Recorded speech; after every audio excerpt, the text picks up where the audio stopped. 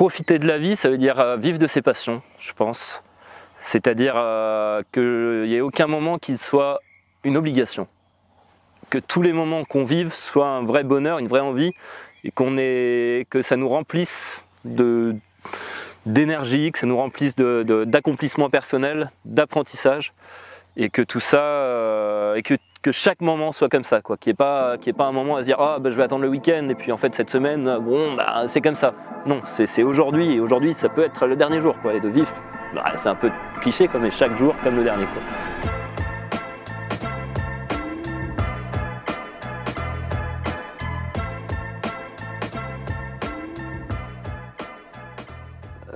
La vie en roulotte, c'est une vie que j'ai choisie parce que j'avais envie de ralentir. Avant, je voyageais plus avec un véhicule moteur, comme un camion, et en fait, je me rendais compte que des pays, tu les voyais pas vraiment.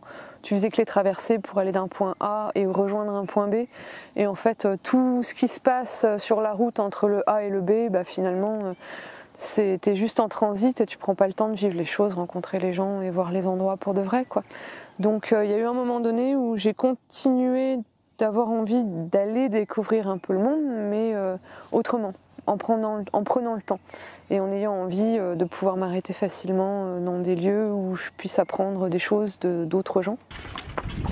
Allez, bientôt. Un peu les encourager, quoi.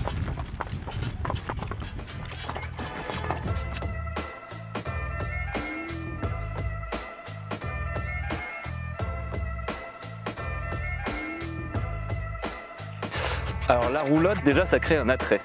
C'est-à-dire que les chevaux créent un imaginaire collectif, que ce soit auprès des enfants, là où ça met des étoiles dans les yeux, et les anciens qui sont là, ah, mais ouais, ça me rappelle ma jeunesse quand j'étais avec les chevaux de trait dans les champs. Donc du coup, déjà on a cet attrait-là, les gens viennent à nous directement.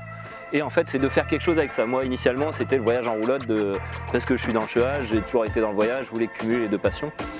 Et j'ai vu qu'il y avait cet attrait-là. Et donc nous, de pouvoir amener ça, de planter des graines de questionnement déjà, sur quels sont le rôle de chacun dans la transition, sur comment on voit notre futur, en fait, c'est ça aussi, au niveau local. Ces graines peuvent être des vraies graines, des graines d'alimentation, de créer des jardins collectifs qui puissent recréer du lien social, du partage de connaissances, des graines aussi culturelles, d'amener des questionnements en fait tout simplement à différents instituts, que ce soit au niveau des écoles, au niveau des EHPAD, au niveau des mairies et au niveau des particuliers sur l'espace public, d'apporter tout ça.